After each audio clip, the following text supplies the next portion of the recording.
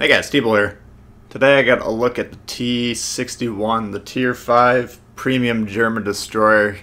I got two games for you. First one is in an Eric Bay build, primarily run as a gunboat. This is my first and second game in the ship. At this point I played about 10 games in this, and I'll give you my feedback here in just a minute on that. But this first game I was primarily testing various things, including the guns, concealment and stuff. I do need to point out I did release this video earlier. It had a glaring problem with it, which was due to my quality control department, aka my brain, dropping the ball. We've been noticing a lot of problems with the quality control department in this system recently, and we may have to make some changes there. So I do apologize to everyone. Basically my contention was I thought Eric Bay was not applying the concealment properly. But then JT822 from my Discord viewer, great member of my channel, pointed out to me that because of my build on Bay, I had one of my perks canceled out, 5% of my concealment rating on the ship. So not realizing that, I thought that Eric Bay's was bugged on this because I was looking at my stats.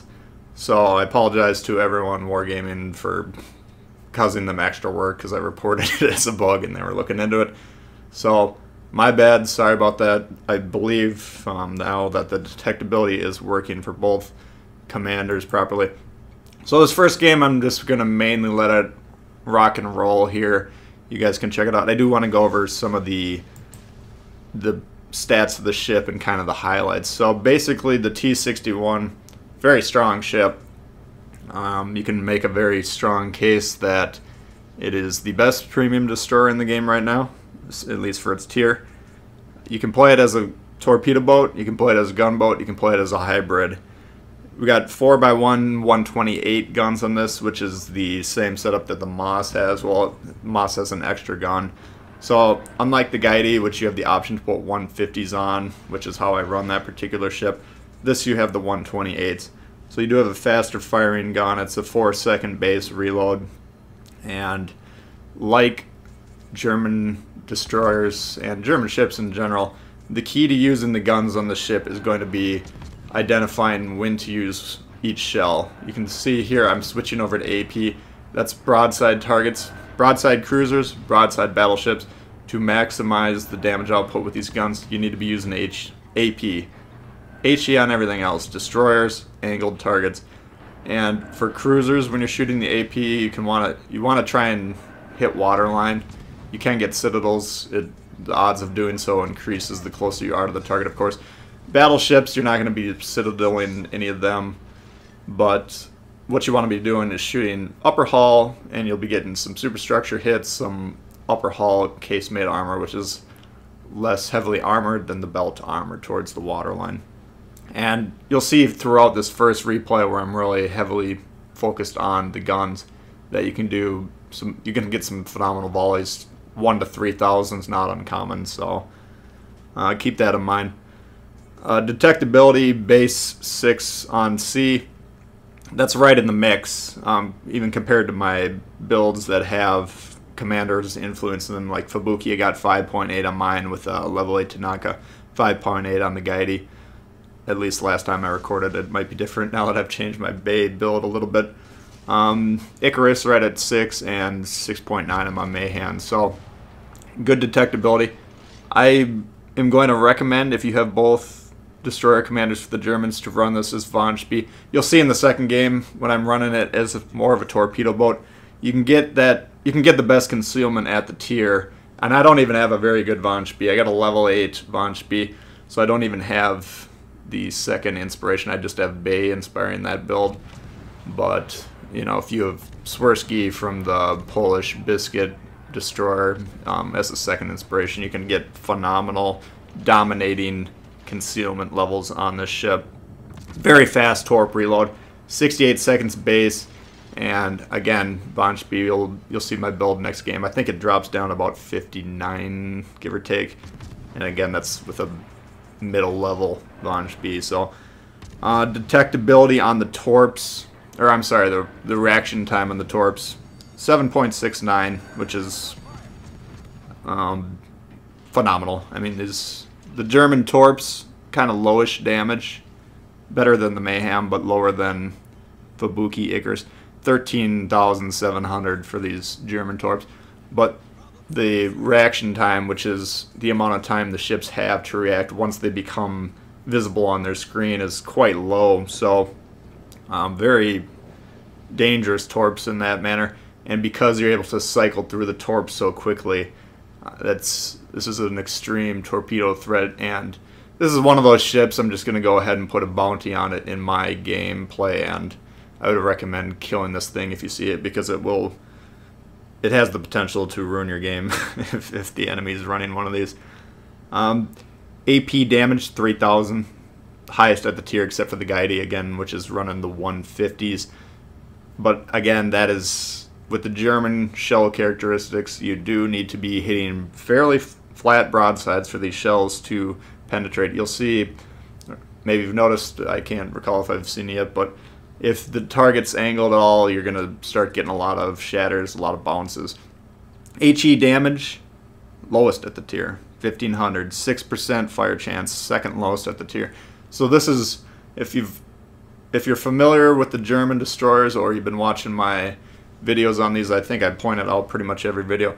HE characteristics on these ships are, in terms of damage, really poor. AP, in terms of damage, really high, but then they have the converse, where the HE penetration is really good and the AP penetration is relatively poor. So utilizing the guns properly takes a little bit of game knowledge, but if you just stick with the rule of thumb, broadside cruisers, broadside battleships, AP, and again, know where you need to shoot on the ship, and HE against everything else, that's a good rule of thumb. That'll serve you well.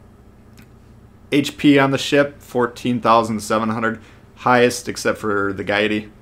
So very durable. I mean, this is just, so you can see here, yeah, we do got a little bit of torp damage, and this isn't a high damage game. I was, again, mainly testing out some various characteristics, but we do end up with a pretty good score here. And I think the first 4 games that I played this, I had 4 wins. 3 of them were over 3,000 XP games. The 4th one was like 2,700, something like that. And I've really not had any clunkers. Again, I played about 10 games in this ship now, having had it for last night. So I'm very impressed with this ship. This is kind of the ship that destroyer commanders have been waiting for, the premium. It does it all, and it's a force to be reckoned with. So if you do want to run Bay on this, and you don't use the perk, I don't have the name of it off the top of my head. I think it's the 2nd tier perk that enhances gun performance or shell performance. I can't remember exactly what it is, but that lowers the concealment by 5%. So that, and then based on where my Bay and Swirsky's were, I think combined they must have, maybe they lowered it exactly 5%. I don't know, but it looked to me like it was running the 6% base kilometer detection range. So that's why initially I thought it was bugged, but again, that was my fault. But my point that I'm trying to make is 6 kilometers is very competitive. Again, you're going to be outranged slightly by potentially some other ships at this tier, depending on the builds, but not by much, and you can still outrange others, even running a purely offensive Bay build that's kind of disregarding some of those stealth characteristics. And if you want to run that perk 2 as the concealment enhancement, then you're going to have really good detection on this too. So Bay, definitely a viable candidate here. I'm going to go ahead and recommend Von Speed just a little bit because of the outstanding stealth, the outstanding torpedo capabilities of the ship. I think it just gives a little bit of a nod to Von Speed, but I'm not going to rule out Bay, and because my Bay is a little bit higher, maybe I'll just tinker with the build and see how he runs on this thing. But yeah, this is a solid ship. So you can see here that's a good instance of what I'm trying to illustrate with these shells. While that Scharnhorst was broadside, distance, well, it doesn't really matter. I mean, you're going to get more distance at closer ranges. You're going to get more pens at closer ranges. But broadside, switch to the AP. As soon as you started angling, you know, around that 45-degree mark, we switched right over to the AP. Same sequence here, HE, HE, HE. As soon as it got flat, we switched right over to the AP, and we'll see some of these numbers pop up here. You know, look where I'm aiming, top of that hull into the superstructure. We're getting 2, 3, 4,000 damage on these salvos, and this is devastating for any ship to be withstanding. I mean, the Scharnhorst really has no chance. You can't really get away, and we finish him off there. So, yeah, I mean, this is a solid ship, guys. Just to touch on a couple of the other stats while this game's wrapping up and we're capturing this base. Maneuverability is really good. Speed, you got 35, which is, I mean, I guess that's low end of the spectrum for Tier 5 destroyers. But turning radius, 600. I mean, that's certainly better than the Gaidi, which I got at 690. Better in the Fubuki, 640, and then kind of higher than the Mayhan and Icarus. Rudder shift, 3.6, you know, and that's base. All these stats have been referencing our base without the conceal or the commander builds built in, and I've been comparing them to destroyers that have the commander builds built in, so keep that in mind. Rudder shift, 3.6. I mean, that's fine. You could really get that pretty wild if you switched it, if you wanted to run the steering gears mod on slot 2. I got the prop mod on my slot 2 for the ship. That's usually what I use for destroyers. I just like, it helps starting and stopping if you're stationary doing whatever and you get some torps coming in. But you can use both. I mean, I've talked to good players that I trust that use steering gears quite a bit, and they'll be employing that when they're kiting away, kind of dodging your shots and making it really hard to hit. So right off, you know, I mean, that's that for that game. Again, that was kind of a test game, but I did want to use that because it highlighted the guns pretty well. Now here we have a match on straight, and you see the Von Spee build. Again, low level, level 8 commander there. But the detectability on that build drops down to 5.6, which again, that's the best at the tier. So, you know, I mean, the reason I'm kind of recommending Von Spee if you have them available is because you can enhance the torp speed. It's kind of more of a torpedo boat build, which some players prefer across the German line. I generally run them more towards the gunboat end of the spectrum, but the German destroyers are very versatile, like the battleships. You can use different builds quite successfully and have a lot of success however you want to approach them, so keep that in mind there with this. Alright, so domination whole game. They have 1 destroyer on their team, we have 2 on ours. I can be very aggressive pushing B here. Even though I don't have that radio location perk that shows the location of the nearest ship, I can be very aggressive here, and if I'm spotted, then I know the destroyer is on me. If I'm capturing this and it becomes contested, then I know the destroyer is in the vicinity. If you notice when I pulled up the roster, their destroyer is an Icarus. Now the Icarus also has sonar. I think the German range, if I remember correctly, is just a little bit better. The duration's a lot better on the UK sonar, but I can actually out-sonar the ship as well if the need arises. But because I'm not getting spotted, I'm not getting challenged. I'm just going to push forward here quite aggressively. Continue to capture the objective. That's my main focus here. But we're trying to get into torpedo range of these ships. And just going to go to town on them. But again, I'm not being overly aggressive here. Now these ships are aware that they're detected, but depending on how closely they've been paying attention, they may or may not understand that the destroyer is here. Because we do have this cruiser that's been in this capture point for the majority of the time that I was capturing it. Whether he was detected right away when he was in that circle or not, I don't know.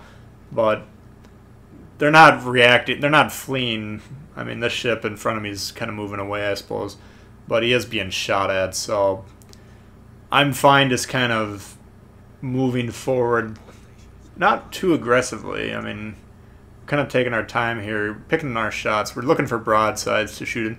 Just like you want to shoot broadsides with your guns, you want to hit broadsides with your torpedoes as well. So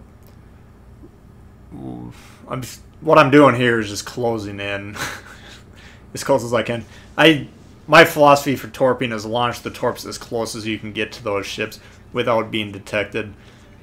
I understand a lot of players like to launch their torps from max range, but it gives them just more time to react. You know, all they have to do is have one thought pop in their head that's like, maybe I should change course. You know, if they're getting shot, a lot of times players will change course, or if they're bored or whatever, they'll just do, you know, that'll randomly change their course.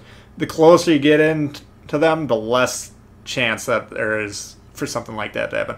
And you can see tight spread right there. We weren't doing a wide spread. We were just kind of going for the kill, and we absolutely just wrecked that ship right there. So, and that's kind of another advantage that you can employ by getting closer. What do I mean by not like a wide spread? I mean, a lot of times if the ship is unpredictably moving and you want to maximize your chance of getting a hit, you can, you know, where the indicator, you can like launch one set on the indicator and one fully next to it.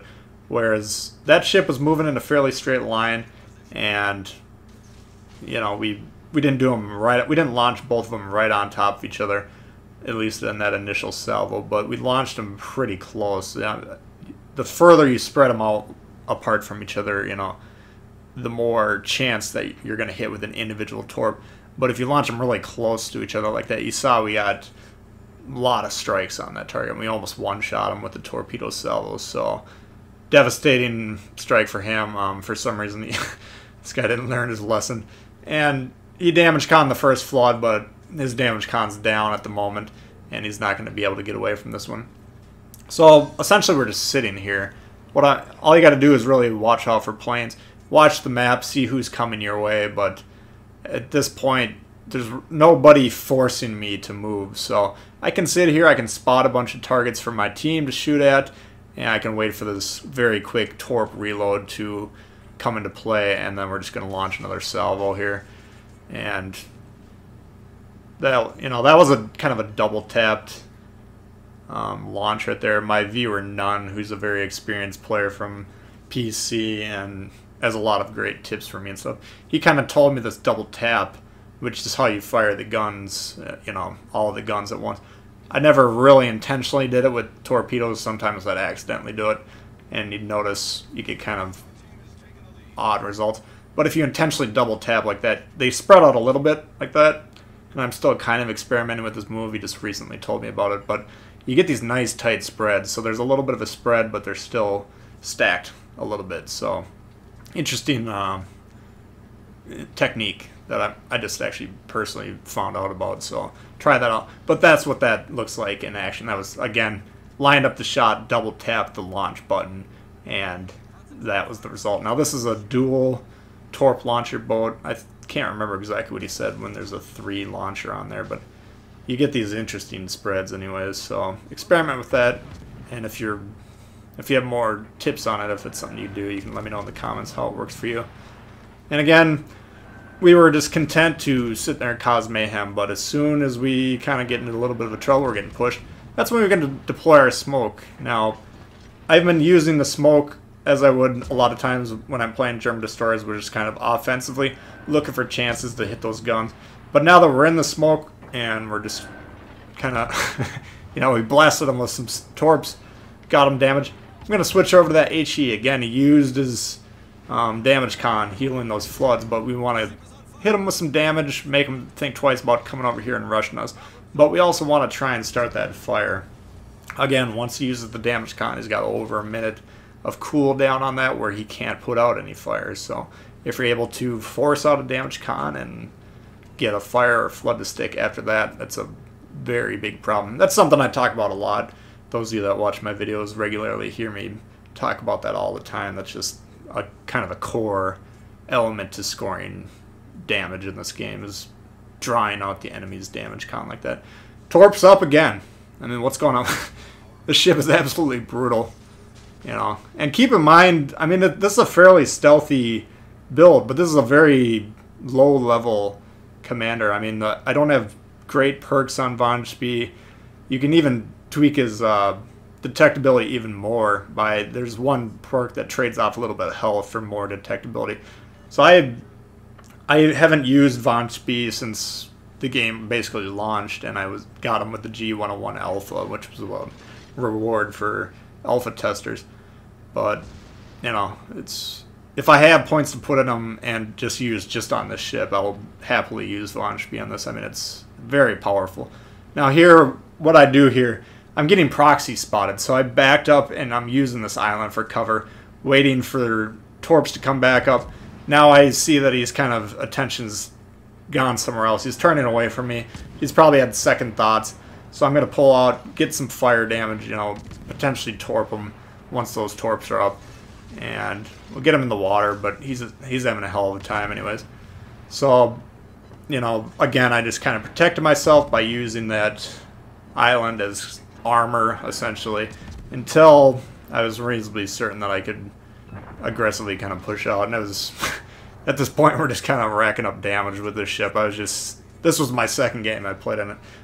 But again, having, you know, 10 games or so in this now, it performs very well. We have that current mission for the campaign that's, you know, if you get points for top 3 on your team in XP, top 2, top 1. This thing's been racking up top 1s without any problem, so if you're having trouble with that mission, pick this one up. No, I mean, you still got to know what you're doing to play well on it, I guess. But you know, for me, having played the German destroyers quite a bit and feeling fairly confident in running them, this is kind of a very strong version of those ships. So keep that in mind.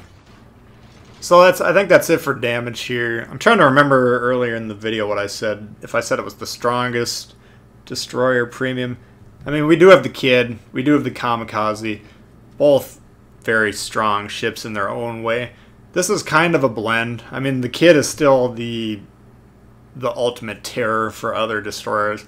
So for just strictly hunting other destroyers, I'd say the Kid's better. For strictly playing pure torpedo boat, I guess the Kamikaze's maybe slightly better in this. But you combine them. I mean, the versatility of the ship, as you've seen with these 2 different games, 2 different builds, 2 different play styles, you can do quite a bit in this ship. So I'm very impressed with this. I mean, I don't have any problem recommending this for people that are interested in playing destroyers and looking for a tier 5 premium.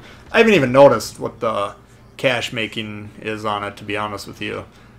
We can check at the end of this game, see what kind of numbers it puts up with a 122k damage game, but definitely a strong ship. I definitely will be playing the heck out of this one, and you know, well, I guess we did get some more damage right at the end. So that's it for this one, guys. I hope you did enjoy it. If you did, please hit the thumbs up. If you're new to the channel, you should consider subscribing. A lot of World of Warships coming all the time. Questions for me, comments, leave them below. Love to hear from you guys, and we'll see y'all later. All right, peace.